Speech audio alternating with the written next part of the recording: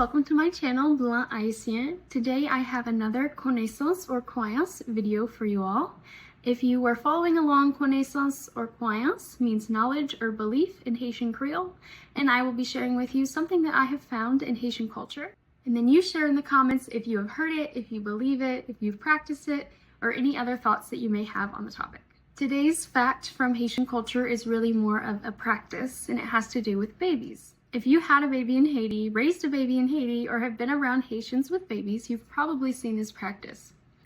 It's when the child gets hiccups, you wet a string and place it on their forehead, and it helps the hiccups to go away and be less strong or painful. I found this idea very interesting when I first heard it, and I did more research.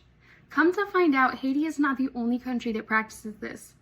In fact, most of Africa does, the Philippines, Mexico, and even France in the olden days.